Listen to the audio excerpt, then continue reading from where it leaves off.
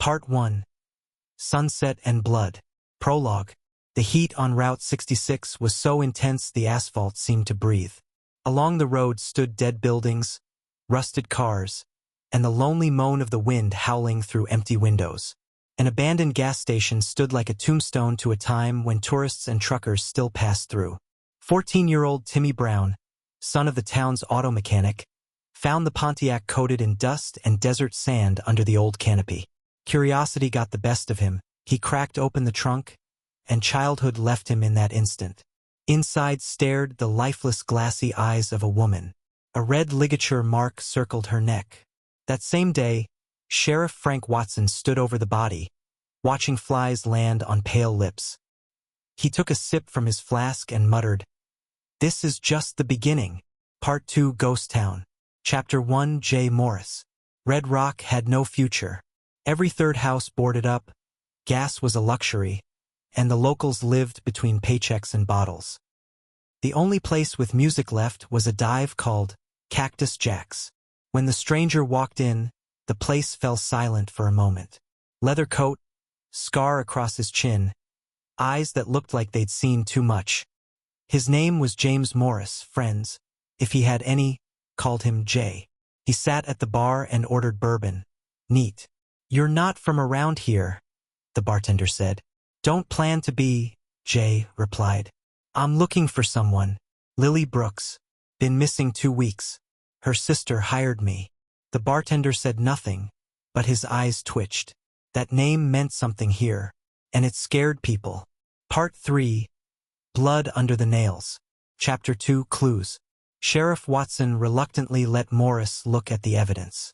There wasn't much, but in the victim's purse they'd found a strange token. Not military, not police. On it, a snake eating its own tail, with the Latin inscription, Nali Me Tanhair. Morris recognized the symbol, a Mexican narco sect operating out of the southern border. He started with the bikers. The Black Jackals gang controlled half the county through fear. In their leader's garage, Morris found a gray t-shirt stained with blood, and a high heel that matched Lily's photo. Security footage from a gas station surfaced. 2 masked men grabbing a woman and shoving her into a van. This wasn't a coincidence. It was organized, and the machine had gears. Part 4. Double Bottom. Chapter 3. The Casino.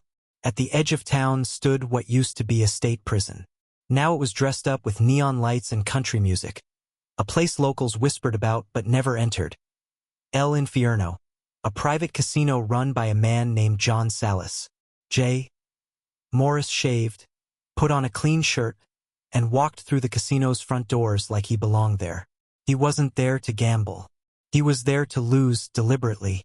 Money was a language, and losing a few thousand got the attention of the right people.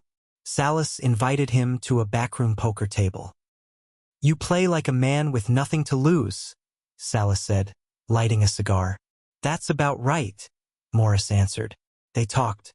Around every coded sentence, Morris sensed something rotten. Salas knew more than he let on. When Morris mentioned Lily's name, the air stiffened. Salas smiled, a wolfish grin. "You're better off forgetting about her. Some people disappear for a reason." Part 5.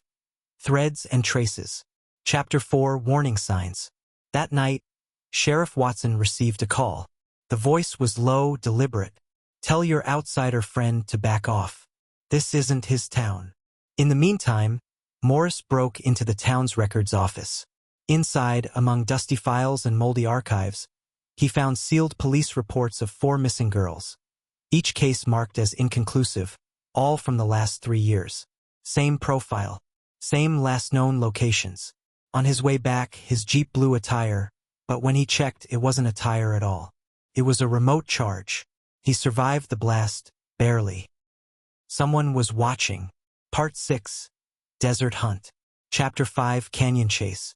Morris teamed up with Kate Blaine, an investigative reporter who had been following cartel movements in the Southwest. She brought files, contacts, and a van equipped with cameras and scanners. Together, they found an abandoned warehouse in the desert, filled with women's clothing and sealed drug packages. As they drove away, A black pickup truck chased them through a dried riverbed. Gunfire echoed between the canyon walls. Morris fired back, shattering a windshield. When one of the gunmen fell, Morris recognized the tattoo. The sheriff's department. Corruption ran deep. Part 7. The Mayor's Secret. Chapter 6. A Town Compromised. Kate and Morris snuck into City Hall. In the basement, they found an unmarked room. Inside, VHS tapes, a monitor, restraints, footage of the missing girls. And in one corner, a Red Rock police badge. The mayor, Daniel Salas, John's brother, was the one protecting the operation. Before they could leave, Kate was grabbed. Morris was knocked out. Part 8. The Last Crossing. Chapter 7. Final Moves. Morris woke up on the desert highway, bruised, bloodied, but alive. In his coat, a VHS tape. On it, Kate, tied and terrified. The tape ended with coordinates. He followed them to an abandoned ranch. Night fell. The final fight began. He shot his way through Salas's guards, lit a fire in the cocaine storage, and found Kate in the cellar. John Salas stood there with a pistol. "You think you've won?" Salas hissed. "No," Morris said. "I just didn't stop." Gunfire. Salas dropped. Flames rose. The ranch burned like hell. Part 9. Epilogue. Chapter 8. Fade out. State police arrived too late. Morris was gone. Kate stood alone with her story. Days later, a letter arrived at her desk. No name. Just a message. Justice isn't the law. It's the choice you make when the law stops working. Last scene. A dusty Pontiac driving west. Route 66 endless ahead. The end.